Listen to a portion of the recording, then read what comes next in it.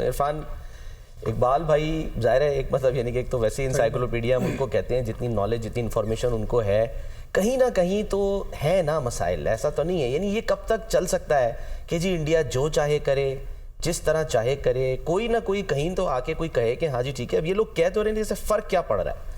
नहीं, असल में अगर देखा जाए तो हम तो इधर बैठ के कर रहे हैं, तो इसके अलावा दूसरे भी इंटरनेशनल जितने भी प्लेयर हैं जिनको उससे मुश्किलात हुई हैं, उन्होंने खुद बताया है। जिस तरह मिलर ने बोला है कि हम 4 बजे यहाँ से निकले, 7 बजे फिर सुबह वापस, तो ये प्लेयर के लिए मुश्किल हो जाता है। आपने मैच भी खेलना है, फिर उसको अपनी रिकवरी भी चाहिए होती है, उसके बाद फिर आके आपने मैच खेलना, तो फिर कैसे आप सर्वाइव कर सकते हैं? तो फिर आप कहें फिर परफॉर्मेंस भी उस तरह की हो, तो ये तो एडवांटेज। कोई वेस्ट इंडीज़ की शायद टीम आ रही थी, वो इसी तरह से पहुंची थी, फ्लाइट उनकी पहुंची है सुबह, और उसके बाद वो थोड़ी देर के बाद ग्राउंड में यानी कि 2 बजे जो है वो ग्राउंड में एक मैच खेलने के लिए आ गए थे। तो वो हम तो उस वक्त ये बात कर रहे थे कि आपने तो जेट लैग जो है ना वो भी नहीं अभी उनका खत्म हुआ और आपने कहा कि आ जाओ जी खेलने के लिए। तो एक वाकई एक प्लेयर को एक टाइम चाहिए होता है ना।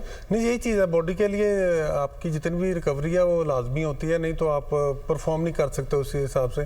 जिस तरह अभी देखें इंडिया वाले तो कह रहे हैं कि हमें कोई एडवांटेज नहीं है, तो हर जितने भी प्लेयर जो बात कर रहे हैं उनको साफ नजर आ रहा है हर चीज़ का कि आप एक जगह पे बैठे हैं, आप एक मैच खेलते हैं, उसके बाद 3-4-5 दिन आप प्रॉपर इसका, फिर आपका एक मैच आता है, फिर आपका यहाँ से ट्रैवल करके टीम में वहाँ जा रही है, तो ये काफ़ी मुश्किल है सबके लिए। ये सारे काम तो चलो ठीक है, लेकिन या तो फिर सारी दुबई में शिफ्ट कर देते हैं ना, तो चलो पता होता है दुबई में सारी खेल सबको सेम एडवांटेज होता है। तो लेकिन अगर पाकिस्तान में होते जो तफीक भाई ने बोला है, तो यही चीज़ कि अगर वो आते हैं उनको कंडीशन मुख्तलिफ मिलती, तो फिर उनको भी सोचने का मौका मिलता है यार कौन सा हम प्लेयर।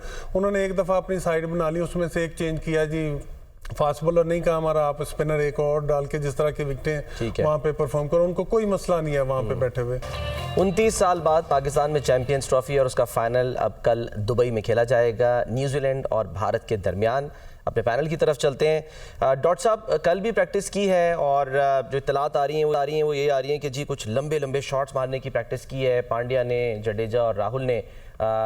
एक्सपेक्ट कर सकते हैं कि शायद जो अब तक स्लो पिच का तासुर रहा है और बहुत बड़े शॉट्स देखने को या बड़े यानी कि जो टोटल्स हैं वो देखने को नहीं मिले, तो शायद इसमें कोई चेंज आए। कुछ ये भी खबरें आई कि जी शायद कोहली जो है उनको गेंद लगी है, वो इंजर्ड हैं, लेकिन ऑब्वियसली ठीक है, कोई ऐसा मसला नहीं है कि वो मैच ना खेले। मैट हेनरी के बारे में भी कहा जा रहा है कि क्योंकि वो पिछले मैच में इंजर्ड हो गए थे लाहौर में।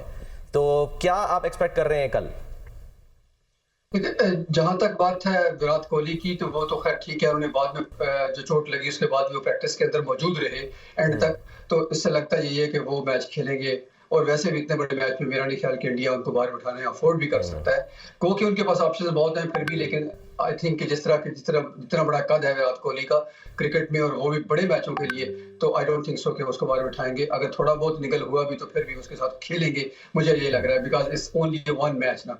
और जहाँ जो बात है मैट हेनरी की, तो मैट हेनरी इस वक्त नो डाउट बहुत अच्छी फॉर्म में है, जो खासतौर पे जब से वो दोनों बड़े बॉलर उनके टिम सऊदी और ट्रेंट बोल्ट निकले हैं, तो मैट हेनरी ने सारा बोझ उठाया हुआ है और वो फॉर्म में भी है, सबसे ज्यादा विकेटें भी ले चुके हैं। लेकिन इसके बावजूद जो न्यूजीलैंड खेलती है वो टेम्पलेट पे खेलती है, उनको इससे कोई फर्क नहीं पड़ेगा कि अगर फर्ज किया मैट हेनरी बाहर चले भी जाती है तो डफी आ जाएंगे। और जैकब डफी एक मतलब मुस्तरद बॉलर तो है ही है, साथ साथ बेहतरीन फॉर्म में भी रहते हैं जब खेलते हैं, और साथ साथ उन्होंने 100 फर्स्ट क्लास मैच खेल रखे हैं, पुरानी बॉल से अच्छी गेंद करते हैं, डेथ ओवर्स अच्छे करते हैं, तो उनके पास मुकम्मल पैकेज है। उनको इससे एक बंदे के बाहर निकलने से फर्क नहीं पड़ेगा। लेकिन अगर थोड़ा बहुत हुआ तो डेफिनेटली वो भी मैट हेनरी के साथ जाएंगे। हो सकता है कि वो विलो रोड की जगह पर जैकब डफी को खिला लें, या अगर मैट हेनरी बाहर हुए तो फिर जैकब डफी आ जाएंगे और बाकी फिर वही टेम्पलेट उनका सेम रहेगा।